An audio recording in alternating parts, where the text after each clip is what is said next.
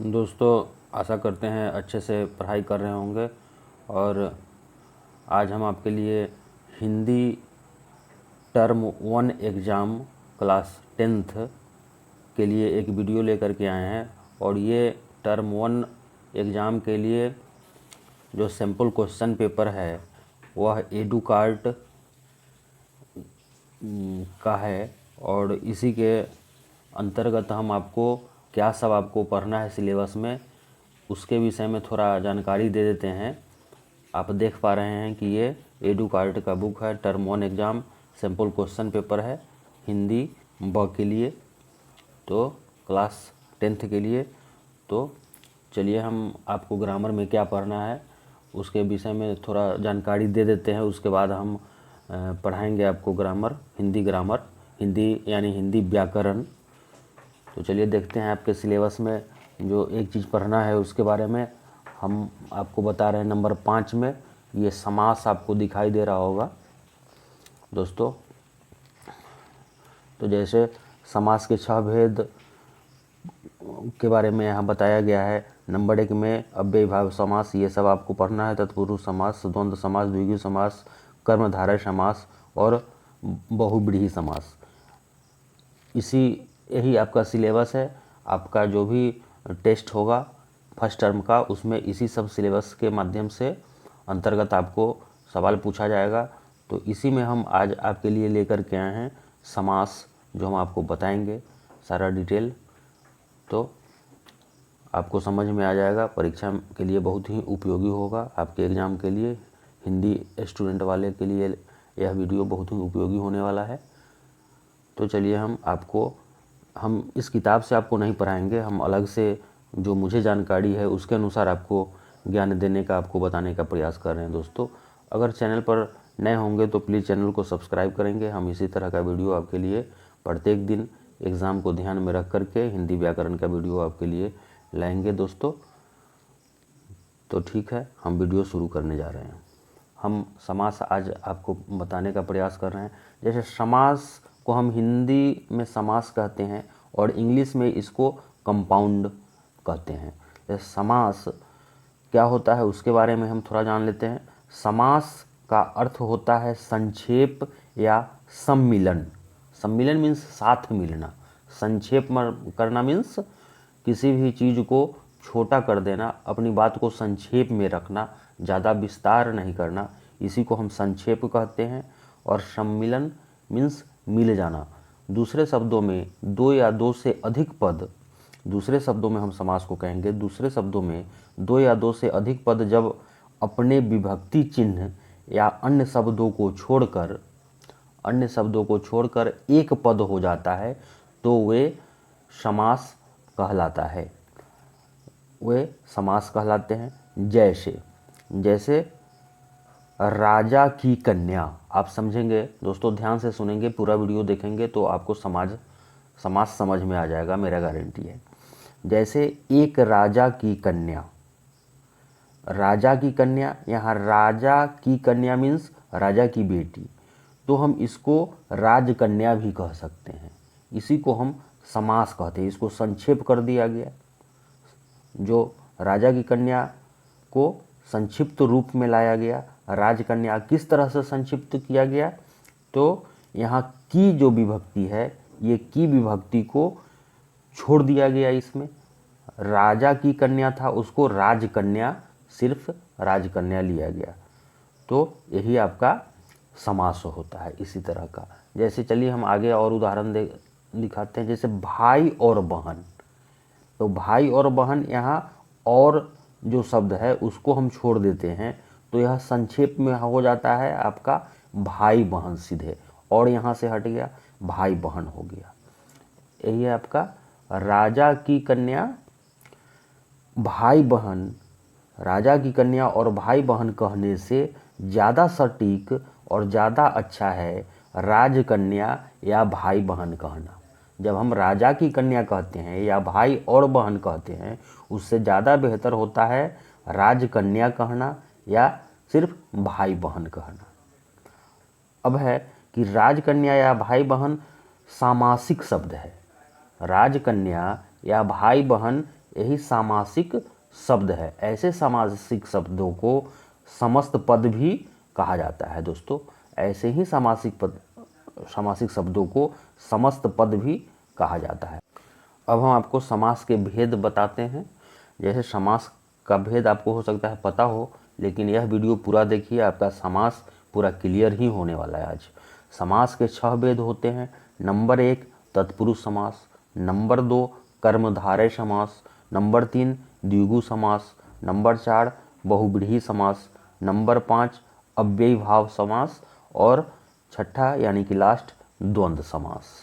अब हम बारी बारी से सारे समास को लेंगे और उसका जैसे देखिए तत्पुरुष समास, जिस समास में अंतिम शब्द प्रधान हो, जिस समास में अंतिम शब्द प्रधान हो उसे हम तत्पुरुष समास कहते हैं।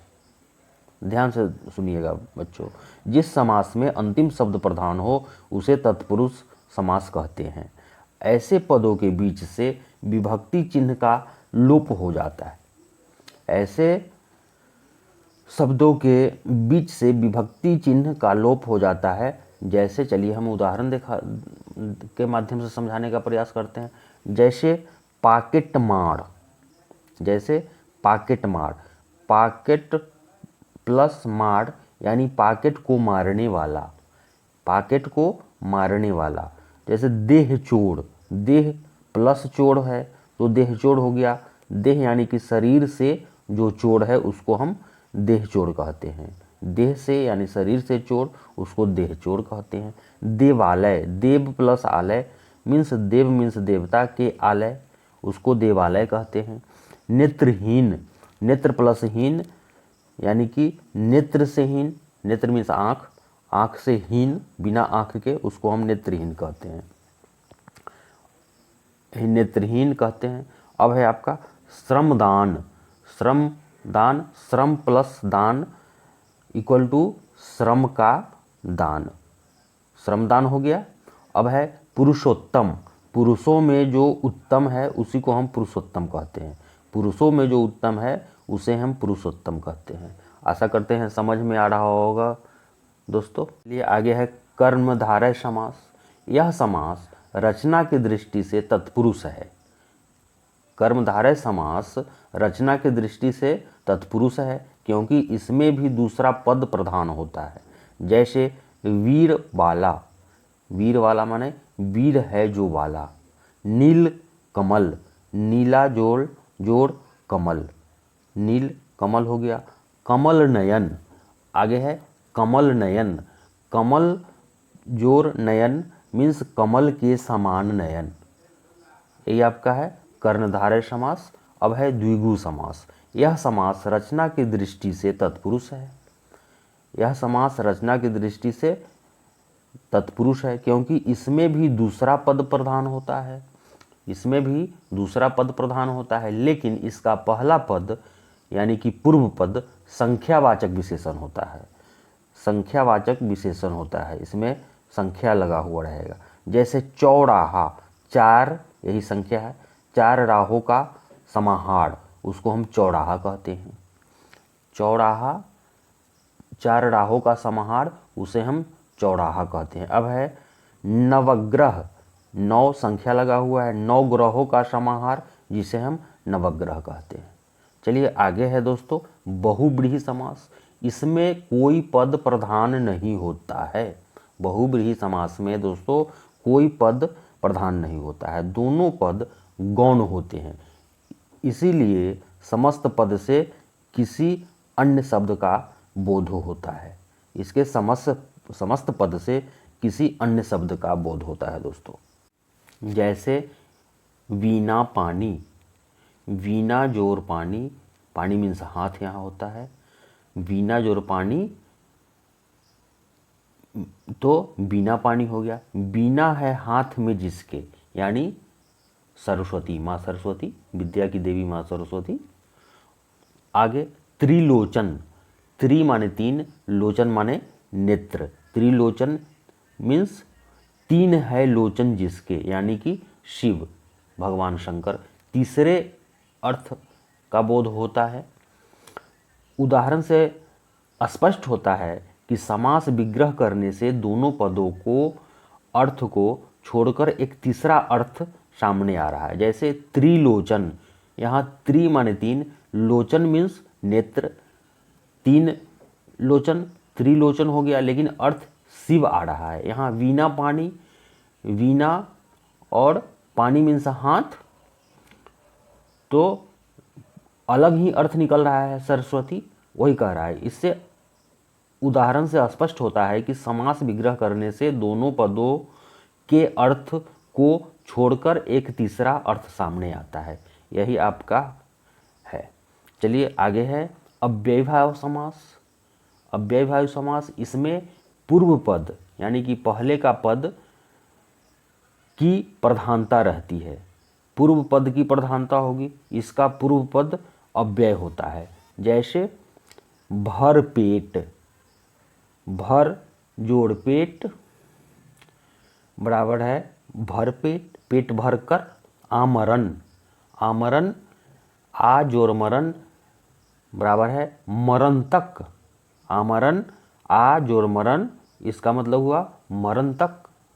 चलिए द्वंद्व समास अगला है आपका द्वंद्व समास। इसमें दोनों पद प्रधान होते हैं, इसमें दोनों पद प्रधान होते हैं। जैसे दो शब्दों के बीच और अथवा तथा एवं या शब्दों का लोप हो जाता है। चलिए हम आगे देखते हैं।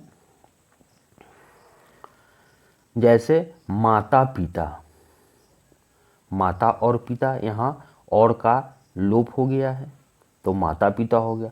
राजा रानी, पाप पुण्य, दाल रोटी, लोटा डोरी, कंकर पत्थर, ये सब आपका द्वंद्व समास का उदाहरण है। तो आशा करते हैं दोस्तों कि वीडियो आपको अच्छा लगा होगा, और अगर वीडियो अच्छा लगा है तो चैनल को सब्सक्राइब कीजिए। हम आपको यही एडुकार्ट बुक जो है एक बार फिर से बता देते हैं, सैम्पल क्वेश्चन पेपर हिंदी का, इसी से क्लास 10th का, इसी का सिलेबस देख करके आपको समास बताए हैं। कल हम एक और टॉपिक पर आपको बताने का प्रयास करेंगे। तो जय हिंद।